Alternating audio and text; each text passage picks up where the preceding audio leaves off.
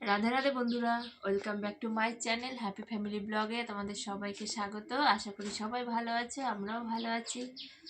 তো প্রচণ্ড ঠান্ডা বন্ধুরা, বুঝতেই পারছো। আর টিনের ঘর, আমার বাপের বাড়ি যেহেতু টিনের বাড়ি, তো এত ঠান্ডা কি বলবো। আর দেখো সকাল সকাল ব্লগটি শুরু করে দিয়েছে, আর এখন বাজে 7টা বাজে, কিন্তু তারপরও এখনও একটু একটু রোদ উঠেছে।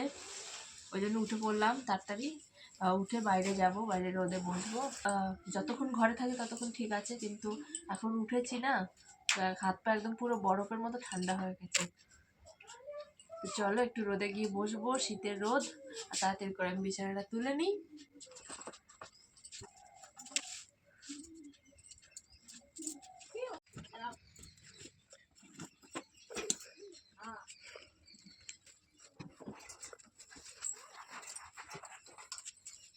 আমার বিছানা গোছানো হয়ে গেছে। হ্যাঁ, এখন রোদে যাব। আমার রোদ উঠেছে, আর আমার গপু দেখো এই যে বসে খেলা করছে। দেখো, তো আমার ভাই এগুলো দিয়ে সকালে ব্যায়াম করে, আর আমার গপু দেখো এটা নিয়ে এখন ও ব্যায়াম করছে। দেখো এক্সারসাইজ করছে আমার গপু সকাল সকাল রোদে বসে এক্সারসাইজ করছে। তোলো এটা, তোলো তোলো। তো এই দেখো রোদ উঠেছে, আর উঠোনে বসেছি একটা চট পেতে, এখানে বসে আছি রোদে। কি করব, কারণ ঘরের মধ্যে প্রচন্ড ঠান্ডা। আর যতক্ষণ অনেক রোদ না উঠবে ততক্ষণ পর্যন্ত ঘর গরম হবে না, কারণ টিনের ঘর তো খুব তাড়াতাড়ি গরম হয়ে যায়, আবার খুব তাড়াতাড়ি ঠান্ডা হয়ে যায়। অনেক কাজ আছে, কিন্তু এত ঠান্ডার মধ্যে কোনো কাজ করতে ভালো লাগছে না। ততক্ষণ বাইরে রোদে বসেছিলাম, ততক্ষণ ভালো লাগছিল। এখন ঘরে এসেছি, ঘরে তো প্রচণ্ড ঠান্ডা, সেজন্য আবার চাদর গায়ে দিয়ে দিয়েছি। আর জল তো এত ঠান্ডা, সকালবেলা ওষুধ খেতে হবে, কিন্তু কি করবো, এত ঠান্ডা জল দিয়ে ওষুধ খাওয়া যাবে না, সেজন্য মা গরম জল করে দিল। আর দেখো গরম জল দিয়ে ওষুধটা খাবো।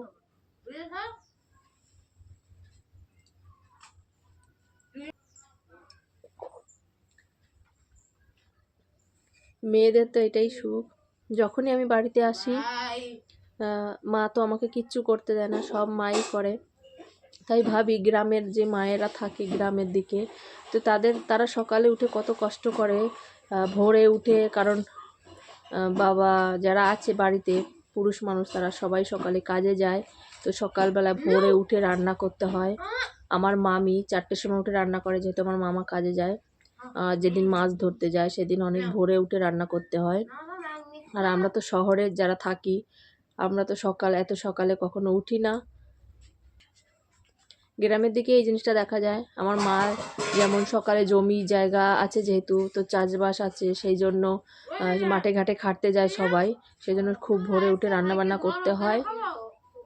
আর আমরা গ্রামের দিকে থাকি বলে এই জিনিসটা দেখি, জানি। আর শহরে তো বিশেষ করেও শহরে থাকি, কিন্তু অত ভোরে উঠি না। 6টার সময় উঠি, বা কোনো দিন 5:30টায় উঠি, কিন্তু 4টে 3টে 3:30 4টার সময় উঠে কোনো দিনই রান্না করি না। আর আমাদের তো তখন কাজ থাকে না, সেই জন্য। আর গ্রামের দিকে এইসব কাজগুলো বেশি হয়, মাঠ জমি জায়গা তো বেশি, চাষবাস। আর যত সকালে যাবে তত তাড়াতাড়ি কাজ করে চলে আসবে, সেই জন্য। আর দুপুরে রোদ উঠে যায়, তখন অত রোদের মধ্যে কাজ করা যায় না, সেই কারণে সবাই সকাল সকাল যায়। আর আমি যখনই বাড়িতে আসি, আমাকে তো কিচ্ছু করতে হয় না, কিছু করি না, আমি শুধু আমার ছেলেকেই নিয়ে বসে থাকি। আর আমার মা আমাকে কিছু করতেও দেয় না, মাই সব করে। কারণ বিয়ের আগেও মা একটা কথা বলতো, যে মেয়েরা তো বিয়ে হয়ে শ্বশুর বাড়ি যাবে, তখন তো সারা জীবনই মেয়েদের করতে হবে। তো যতদিন আমার সংসার আছে ততদিন তোমাদের কিছু করতে হবে না, আমি যতদিন আছি আমিই করব। কিন্তু যেটুকু একটু আধটু হয়তো মায়ের হাতে হেল্প করতাম, কিন্তু ওইটাই আমার মায়ের কাছে অনেক বেশি মনে হতো, মেয়ের কষ্টে। আর আমরা যখন একটু পরিশ্রম করি, একটু কষ্ট করি, তখন আমার মায়েদের বেশি কষ্ট হয়, ভাবে আমার মেয়েটা অনেক খাটনি করেছে, অনেক কষ্ট হয়ে গেছে, থাক, ওকে আর করতে হবে না। কিন্তু এই জিনিসটা আমরা পরবর্তীতে এই জিনিসটা পাই না, কারণ আমাদের বাকি জীবনটা না কষ্টেই কাটে। কারণ তখন এত কাজ করবে, তাও কারণ মন পাবে না তখন। তো যাই হোক, এই দেখো সকালে গরম জল করে দিয়েছি ওষুধটা খাওয়ার জন্য, এরপরে রান্না করবে। তো আমি ঘরটা ঝাড় দেবো, এইটুকু তো করব। বাড়িতে এসছি মানে তো এই নয় যেন একদম হাত পা গুটিয়ে বসে থাকতে হবে, কারণ মায়ের কষ্ট হয় সেটাও তো আমাকে বুঝতে হবে। তো যতটুকু পারবো ততটুকু করি। আর রান্নাবান্না এসব করতে দেয় না আমাকে মা। আর যদি কখনো গ্যাসে আমার ইচ্ছে হয় যেমন মাছ মাংস এইসব আনলে পর আবার মা একটু আমাকে রান্না করতে বলে যে তুই তোর মতো করে কর, তোরা যেমন খাবি। সেই জন্য আমি করি, মানে শখ করে। আর মা কাটেই রান্না করে বেশিরভাগ। একটা বেলা হয়ে গেছে আর আমার গপুকে কিছু খাওয়ানো, কিছু খায়নি, তো ওকে একটু খাইয়ে নিই কিছু। তো চলো তোমরা দেখতে থাকো।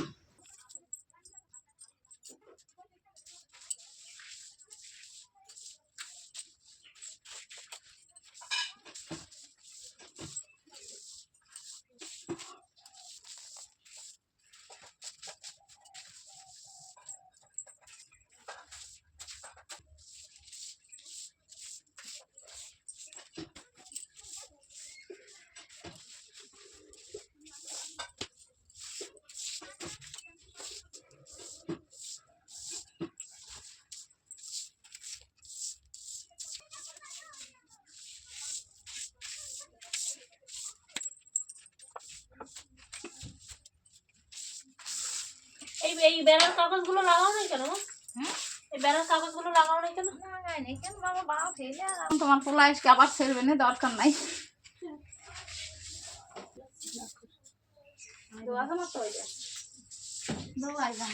দেখো না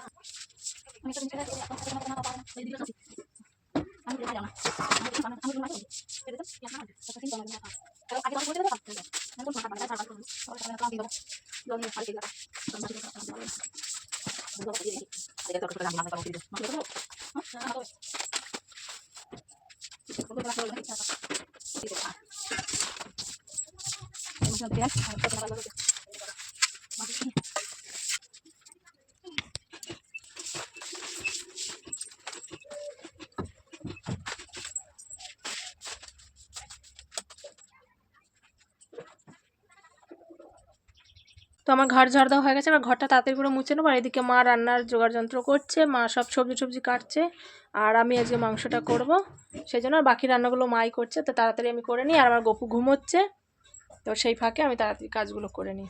তোমরা দেখতে থাকো ভিডিওটি। তো যেহেতু প্রচণ্ড ঠান্ডা, সেই জন্য আর আমার গপুকে আমি গরম জল দিয়ে চান করাই না, মানে রোদে জল রাখি সেই জলটা দিয়ে আমি চান করাই। তো ওর জন্য জল আমি রোদে দিয়ে দিয়েছি, জল রোদে দিয়ে দিয়েছি, আর উপর দিয়ে একটা নেট চাপা দিয়েছি যাতে কিছু নোংরা না পড়ে, সেই জন্য। তো এই জলটা দিয়ে আমি চান করাবো ওকে। আর আমরাও গরম জল দিয়ে চান করে এই জল দিয়েছি রোদে গরম হওয়ার জন্য। তো এই জলটা গরম হবে, এই জল দিয়ে চান করবো। প্রচণ্ড ঠান্ডা, এত ঠান্ডা জল দিয়ে চান করা যাবে না, আর আমার ঠান্ডা লাগলে ওরও ঠান্ডা লাগবে, সেই জন্য। আর এই দেখো রোদে জামা কাপড়গুলো, সব জামাগুলো শুকোতে দিয়েছি, আর প্রচণ্ড হাওয়া দিচ্ছে যাতে না পড়ে যায়, সেই জন্য ক্লিপ লাগিয়ে দিচ্ছি। আর আমার ভাই বাজার করে চলে এসছে, এখন রান্না হবে। তো আমি চান্দান করব, তারপরে রান্নাটা করব। তাই দেখো আমি মাংস রান্না করছি, আর রান্না হয়ে গেছে প্রায়। তো আমার ভিডিওটা আমি করতে পারিনি, কারণ একটু কাজে ব্যস্ত ছিলাম, সেই কারণে। তো যাই হোক, আমি এখনও স্নান করিনি, আর দেরি হয়ে গেছে, 1:30 বাজে। তো আমি তাড়াতাড়ি রান্নাটা কমপ্লিট হয়ে গেছে, এখন মাংসটা নামাবো, আমি তাড়াতাড়ি করে স্নানটা করে নেব। এই দেখো আমার রান্না হয়ে গেছে, আর নামিয়ে নিয়েছি আমি। দেখো একবার কত সুন্দর কালার হয়েছে, আর মাংসতে ধনেপাতা না দিলে একদমই ভালো লাগে না। তো আমার রান্নাবান্না কমপ্লিট হয়ে গেছে, আর ওইদিকে মা বাবুকে খাওয়াচ্ছে। তো আমার রান্না হয়ে গেছে, এবার আমি চানটা করে আসবো, তারপরে খেতে বসবো। তো তোমরা দেখতে থাকো ভিডিওটি। তো এই দেখো রান্নাবান্না সব হয়ে গেছে, স্নান টান করে এখন আমরা এই যে সবাই খেতে বসছি। আর দেখো মা খাচ্ছে, আর এখানে ভাই খেতে বসছে, আর এটা আমার থালা। তো আমার গপু যেহেতু ঘুমোচ্ছে, আমি তার এই ফাঁকে আমি খেয়ে নিই, না হলে আর সময় হবে না। তো চলো ভিডিওটি তোমরা দেখতে থাকো, খাওয়া দাওয়া করে আসছি।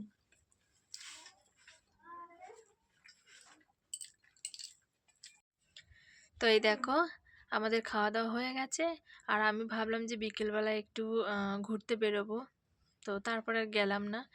তো মা একটু গপুকে নিয়ে ঘুরতে গেছিলো, গপুকে ঘুরিয়ে নিয়ে এসছে। তো আমি বললাম ওর যখন ঘোরা হয়ে গেছে ওকে নিয়েই বেরোতাম, কিন্তু ঠিক আছে চলো। এবার মা যখন ওকে নিয়ে বেরিয়েছে, আর আমি তাড়াতাড়ি এই দিকের কাজগুলো করে নিয়েছি। আর এখন প্রচণ্ড ঘুরে ঠুরে এসে ঘুমিয়ে গেছে, তো ওকে ঘুম পাড়িয়ে দিয়েছি। তো চলো খেয়ে নিই।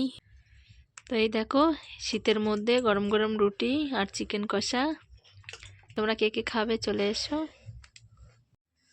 তো এই দেখো খাওয়া দাওয়া করে চলে এসেছি, আর খাওয়ার পরে এত ঠান্ডা লাগছে, মানে কি বলবো। আর জানো শীতের সময় এখন খাওয়া দাওয়া করে উঠলে আরও বেশি ঠান্ডা লাগে। তো সেই জন্য তাড়াতাড়ি করে খাওয়া দাওয়া করেই একদম বিছানায় চলে এসেছি, আর এবারে শুয়ে পড়বো।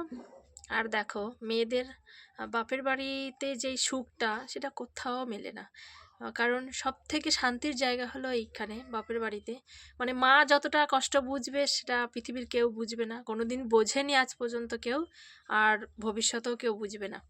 কারণ মা মাই হয়, আর মায়েরা সবসময় মেয়েদের কষ্ট বোঝে। একটু যদি বাপের বাড়িতে এসে তুমি একটু কাজ করো, তোমার পরিশ্রম হয়ে যাবে, সেটা মা বুঝবে। কিন্তু অন্য জায়গায় যতই খাটো না কেন, যদি একটু মাথা যন্ত্রণা হয়, যদি শুয়ে থাকো, সেটা নাটক মনে হবে সবার কাছে। আর জ্ঞান দেওয়ার জন্য সবাই আছে, কিন্তু তোমার বিপদের সময় তোমার পাশে কেউ থাকবে না, কিন্তু সবাই জ্ঞান দিয়ে চলে যাবে। তো এইখানে এসে সত্যিই মানে এই যে আমি এসছি, আমার বাবুকে ধরা ছাড়া আমার আর কোনো কিচ্ছু করতে হয় না। যদি যেইটুকু করি সেটা আমার ইচ্ছে, মানে আমার ইচ্ছে করে আমি করি। ভাবি একটু ঘরটা ঝাড় দেওয়া, একটু বিছানা গোছানো, সেটা আমি বিছানায় শোবো, আমি বিছানাটা একটু গোছাবো, একটু ঘরটা ঝাড় দেবো, এছাড়া তো আর কোনো কাজ নেই। আর এটা তো সামান্য, কিন্তু সম্পূর্ণটাই করে নিজেরা, কিন্তু তারপরও কারোর কাছে কারোর মন পায় না। সেই জায়গা থেকে মানে মেয়েদের সব থেকে সুখের জায়গা হলো বাপের বাড়ি। বাপের বাড়ির মতো শান্তি কোথাও নেই। তো সেই জন্য এই যে দেখো এসছি, কোনো কিছুই করতে হচ্ছে না, যেইটুকু করছি সেটা আমার ইচ্ছে করে। আর আমার মা একটা কথাই বলছে, ছেলেকে ধর, আর কিছু করতে হবে না তোকে, তুই শুধু তোর ছেলেকে সামলা, ব্যাস। তারপর আমি মাকে বলি তুমি ধরো, আমি একটু কাজ করে দিই তোমার। কারণ আমার মায়ের প্রচণ্ড কোমর যন্ত্রণা, আমার মা ব্যান্ড হতে পারে না, মানে নিচু হয়ে উঠতে গেলে খুব লাগে, আবার দাঁড়ানো অবস্থায় বসতে গেলেও খুব লাগে। তো সেই জন্য একদমই কিছু করতে পারে না। তো এখন অনেক ডাক্তার দেখিয়েছে, কিন্তু কিছুতেই কিছু হচ্ছে না কোনো ডাক্তার দেখিয়ে। তারপরে এখন ইঞ্জেকশন নিচ্ছে, তো ওটা কোর্সটা কমপ্লিট হবে। তো 4টে ইঞ্জেকশন নিয়েছে, এখনও 2টো বাকি আছে, 6টা কোর্স আছে। তো ওটা কমপ্লিট হলে ভালো হয়ে যাক, সেটাই চাই। কারণ এবার কোথা থেকে কি হয়েছে সেটা তো বলতে পারবো না। তো যাই হোক, যদি এটা ইঞ্জেকশন নেওয়ার পরে যদি ঠিক না হয়, তাহলে বলেছে ডাক্তারবাবু যে এক্সরে করতে হবে, দেখতে হবে কি হয়েছে। এক্সরে করে অনেক টেস্ট হয়েছে, কিন্তু তারপরে কিছু এখনও পর্যন্ত বোঝা যায়নি। ব্লাড টেস্ট করেছে, তারপরে কিছু ধরা পড়েনি। সুগার, থাইরয়েড সব নর্মাল আছে। তো দেখা যাক কি হয়। আর তোমরা আশীর্বাদ করো যেন আমার মা সুস্থ হয়ে যায় তাড়াতাড়ি। তো ঠিক আছে বন্ধুরা, এখন শুয়ে পড়বো। সারাদিন দেখলে বাপের বাড়িতে এসে কিছুই করি না, এই করে দিনটা কেটে যায়। আর মা তো বাকি সময় তো কি ধরে, রান্নাবান্না করা ছাড়া তো মায়ের অনেক কাজ আছে। কারণ আমাদের চাষবাস আছে, তো মাই সেগুলো দেখাশোনা করে। বাবা যেহেতু এখানে থাকে না, বাবা হুগলিতে থাকে, কাজবাজ করে, সেই জন্য তো মাই জল লাগে, কখন কি লাগবে, ওষুধ সার। একটা মেশো আছে আমাদের, উনি আমাদের হয়ে মানে জমিতে যখন যা লাগে উনি চাষবাস মানে দেখাশোনা উনি করে, ওই মেশো। তো আমার মা এমনি কোথায় কি আছে, কি নষ্ট হয়ে যাচ্ছে, কি হয়ে যাচ্ছে বাড়ির যেগুলো, সেগুলো তো আমার মাই দেখে। তো যাই হোক, তো এই থাকি, যে কয়দিনের জন্য আসি বেড়াতে, এই কয়দিন ভালো লাগে। তারপর যখন চলে যায় তখন মাও কান্না করে, আমিও কান্না করি, কারণ মেয়েদের বাপের বাড়ি ছেড়ে যেতে ইচ্ছে না। কিন্তু কী করবো, যেটা বিধির বিধান, যেটা পূর্বপুরুষ থেকে যেটা হয়ে এসছে, সেটাই মেয়েদের শ্বশুরবাড়ি যেতে হবে। তো সেটাই সেইভাবেই চলছে আজও, সারা জীবন এইভাবেই চলবে, কিছু করার নেই। মেয়ে বড় হলে তো পরের সংসারে যেতে হবে, তখন তাদের নিয়েই সব কিছু, তাদের কথাই ভাবতে হবে। তখন আর নিজের জন্য ভাবার মতো আর কেউ নেই। তুমি শুধু সারা জীবন সবাইকে দিয়ে যাবে, কিন্তু তোমাকে কেউ কিছু দেবে না, তুমি শুধু তোমার থেকে শুধু নেবে। পৃথিবীর নিয়মই এটা। তো যাই হোক বন্ধুরা, এখন ভিডিওটি শেষ পর্যন্ত দেখার জন্য তোমাদের অসংখ্য ধন্যবাদ। আর ভালো লাগলে লাইক কমেন্ট শেয়ার করে দিও, আর আমার চ্যানেলটিকে সাবস্ক্রাইব করে তোমরা সবাই আমার পাশে থেকো। তো চলো বন্ধুরা, রাখছি, দেখা হবে পরবর্তী ভিডিওতে। টাটা।